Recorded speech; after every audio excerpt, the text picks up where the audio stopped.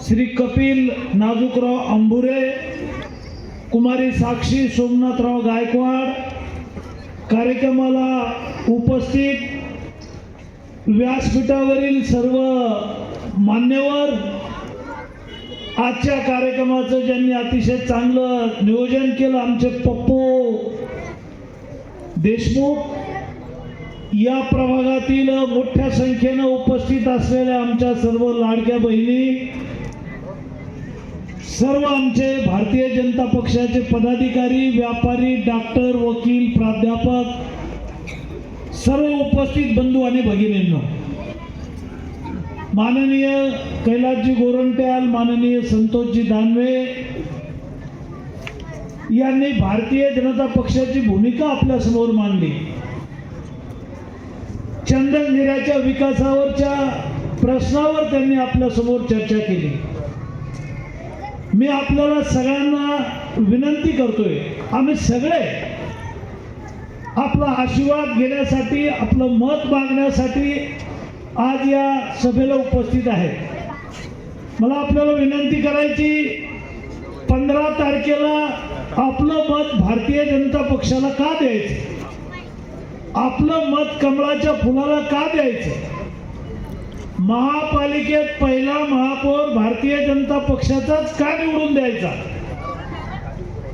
हे मी आपल्याशी चर्चा करतोय, आपल्याला विनंती करतोय की या शहराचा विकास करायचा असेल, संभाजीनगर आणि जालना 2 in 1 शहर करायचं असेल, मराठवाड्यातलं टॉप 10चं शहर करायचं असेल तर भारतीय जनता पक्षच करू शकतो. कारण भारतीय जनता पक्षाचे या जिल्ह्यात 3 आमदार आहेत. माजी केंद्रीय मंत्री रावसाहेबजी दानवे आहेत, आपल्या जिल्ह्याच्या पालकमंत्री पंकजा मुंडे आहेत, राज्याचे मुख्यमंत्री देवेंद्रजी फडणवीस आहेत, देशाचे लोकप्रिय प्रधानमंत्री माननीय नरेंद्र मोदीजी आहेत आणि मोदीजींच्या केंद्र सरकारच्या तिजोरीला चाबी कोणाची लागती, दुसऱ्या पक्षाची लागती का? व्यासपीठावरच्या भारतीय जनता पक्षाचे आमचे कैलासजी गोरंट्याल आहेत, संतोषजी दानवे आहेत, रावसाहेबजी दानवे आहेत, सतीश देशमुख आहेत, यांच्या चाबीनंच केंद्राचा पैसा आणता येईल. दुसऱ्याची चाबी केंद्राच्या तिजोरीला लागत नाही. माननीय देवेंद्रजी फडणवीस सरकारची चाबी तिजोरी उघडायची असेल तर आपली भाजपची चाबी लागेल. त्याच्यामुळं आपलं मत हे अनमोल आहे, किमती आहे. भारतरत्न महामानव डॉक्टर बाबासाहेब आंबेडकरांनी देशाची राज्यघटना लिहिली,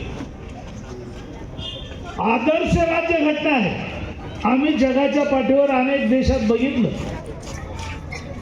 अशा प्रकारची लोकशाही जगात कुठेही नाही. महामानव डॉक्टर बाबासाहेब आंबेडकरांनी जी देशाची राज्यघटना लिहिली, तर या राज्यघटनेमध्ये शिपायाला 1 मत देण्याचा अधिकार, सरपंचाला 1 मत देण्याचा अधिकार, लोकसभा असू द्या, विधानसभा असू द्या. मात्र नगरपालिका आहे, महानगरपालिका आहे, एका प्रभागात 4 मतं देता येतात, पण एका उमेदवाराला 1च मत देता येतं.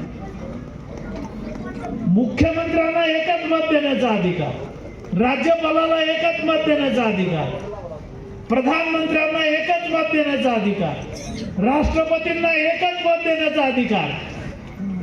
मला सांगा, महामानव डॉक्टर बाबासाहेब आंबेडकरांनी राज्यघटना लिहिली नसती तर धनदांडग्या लोकांनी, ज्याच्याकडं मनुष्यबळ आहे, ताकद आहे, पैसा आहे, संपत्ती आहे, एकट्यानेच 1000 मतं केले असते, बूथ ताब्यात घेतले असते.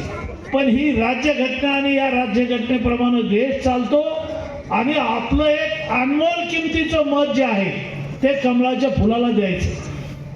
आता सतीश जाधव यांचा सगळ्यांनी उल्लेख केला, रावसाहेबजी दानवे आहेत, मी आहे, आमचे माजी जिल्हाध्यक्ष दिलीप तौर आहेत.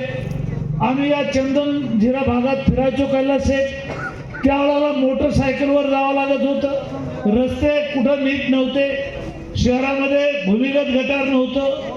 कैलासजी गोरंट्याल यांची तळमळ होती, आमदार होते, काँग्रेस पक्षात होते, पण पण काँग्रेस पक्ष 3 लाख लोकांच्या या शहराकडे लक्ष देत नव्हतं.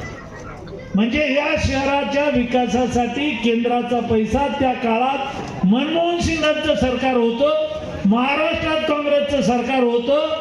मात्र कैलासजी गोरंट्याल यांची कितीही शहरासाठी विकास करण्याची तयारी असली तर केंद्र आणि राज्य पैसा देत नव्हतं. आणि म्हणून त्यांनी निर्णय घेतला, या 3 लाख लोकांना सुविधा द्यायच्या असतील, केंद्र सरकारचा राज्य सरकारचा पैसा आणायचा असेल, संभाजीनगर आणि जालना 2 in 1 सिटी करायची असेल, टॉप 10चं शहर करायचं असेल तर मोदीजींच्या नेतृत्वात भारतीय जनता पक्षात जावं लागेल. माननीय देवभाऊंच्या नेतृत्वात भारतीय जनता पक्षात जावं लागेल. या जिल्ह्यातली ताकद भारतीय जनता पक्षाची आहे आणि कैलासजी गोरंट्याल यांनी निर्णय घेतला.